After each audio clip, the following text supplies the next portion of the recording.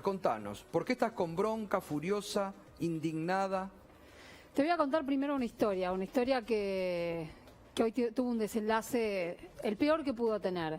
Cristina Vázquez, 37 años, había sido condenada a prisión perpetua por un homicidio que no cometió. Hablamos de ella a fines del año pasado, porque después de 11 años, la Corte Suprema decidió absolverla, porque no había una sola prueba en su contra, más que las suspicacias, las sospechas y los prejuicios de gran cantidad de jueces y de tribunales que la acusaban por tener una vida que llamaban promiscua, porque se drogaba, porque no había terminado la secundaria. 11 años de su vida pasó Cristina Vázquez en la cárcel. Hoy apareció muerta Cristina. Cristina estaba en libertad desde que la Corte Suprema, insisto, después de tantos años la absolvió. Para que te des una idea, ¿sabés cuánto tiempo tuvo el procurador la causa para dictaminar y decir algo y negarle además el derecho que ella reclamaba? Un año entero el procurador tuvo esa causa. Procurador Casal, ¿no? Casal. A ver si se va a hacer responsable Casal de esta muerte ahora. ¿O qué justicia lenta de la Argentina y la Corte que atiende temas políticos a algunos de sus integrantes más que mirar expediente? ¿Por qué no se ponen a leer expediente en vez de hacer política desde los lugares que ocupan? ¿Quién se hace cargo de estas muertes? No es la primera, Irina. No es la primera muerte. No es la primera. Pero vamos a hablar de esta 11 porque... años, pobre mujer, 11 años y era inocente. 11 años y era inocente. Ni una prueba, Gato. Me leí el expediente de punta a punta. Podés leer el fallo de la Corte del año pasado, que dice que el Poder Judicial había actuado de manera sesgada y prejuiciosa. ¿Tantos años tardaron en darse cuenta? Cristina Vázquez estaba tratando de reconstruir su vida. Buscaba trabajo, buscaba ayuda psicológica. No tenía ni ropa. A las periodistas nos llegaban pedidos porque Cristina no tenía ropa. Golpeó las puertas del Ministerio de Justicia, golpeó las puertas de distintos lugares del gobierno pidiendo trabajo. Apareció muerta hoy.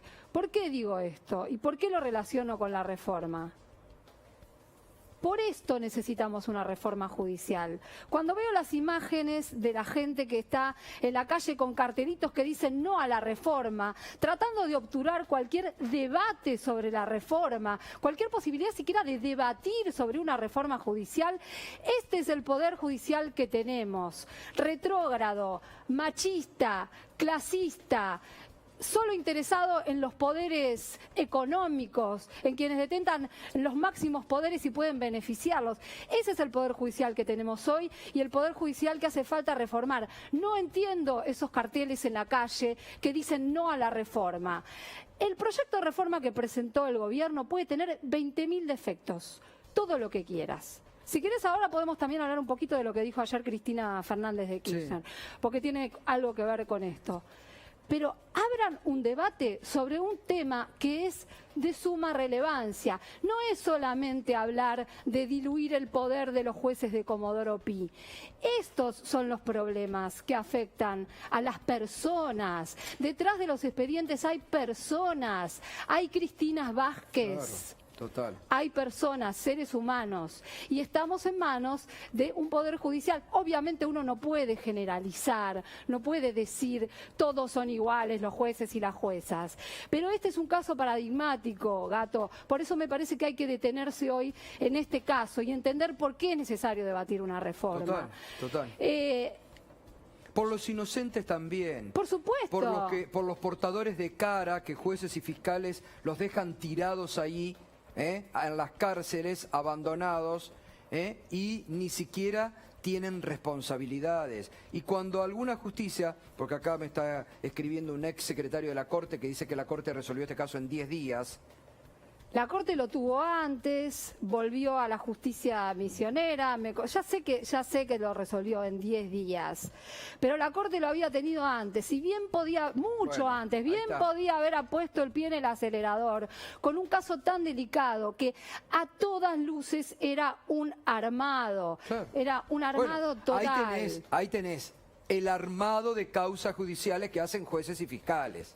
Y en este Ahí caso tenés además tenía otro que ver, tema. nosotros a veces conocemos estas grandes historias que tienen que ver con los grandes casos nacionales. Este era el caso de una chica pobre de Posadas, entonces por ahí no te llegaba. Y no. Pero también todas las tramas esas del poder, ahí donde se cuecen habas, también ocurren en los tribunales provinciales. Y esto fue lo que pasó en Misiones, había presión de las partes, porque había parientes que pertenecían al Poder Judicial, una cosa espantosa, porque había presión social por encontrar un culpable, entonces esos jueces de Misiones se ocuparon de encontrar una culpable y buscaron a la chica pobre estigmatizada de esta manera. Ni una prueba, una chica que no estaba en el lugar de los hechos, pero no estaba ni cerca en el momento que ocurrió ese homicidio.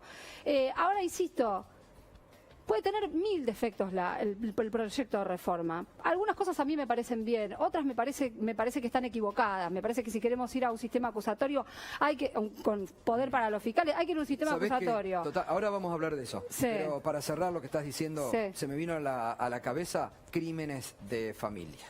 Que la tengo que ver Véanla. todavía. Bueno. Sí, sí, sí. Lo que vos estás diciendo, la vi el fin de semana, con la actuación excelente de Cecilia Roth. Vean Crímenes de Familia. Los que dicen también no a la reforma judicial. Vean, por favor, Crímenes de Familia. Lo Y que la vos estás contando. oposición, por favor debatan, no obstruyan. Es un tema que hay que discutir. Total, bueno. Con Esta ejemplos es la como locura, este van a seguir pero poniendo esta es la obstáculos. locura de la política en la Argentina, Es un de la delirio. mediocridad. Porque, señores, vayan, discutan, tírense con las bancas si quieren. Tírense con las bancas, pero demuéstrenle a la gente, a vos, Cornejo, que tanto te quejás, que ganás, que no tenés que ir a pedir IFE, Cornejo. No tenés que pedir IFE. Porque tenés seguramente sueldo de exgobernador, cobrás una buena dieta, utilizá los recursos que el Estado te está dando y que te dio el pueblo, sentate en la banca a debatir. Negocien ideas, hagan Claro. propuestas, digan algo. Mira, digan... hoy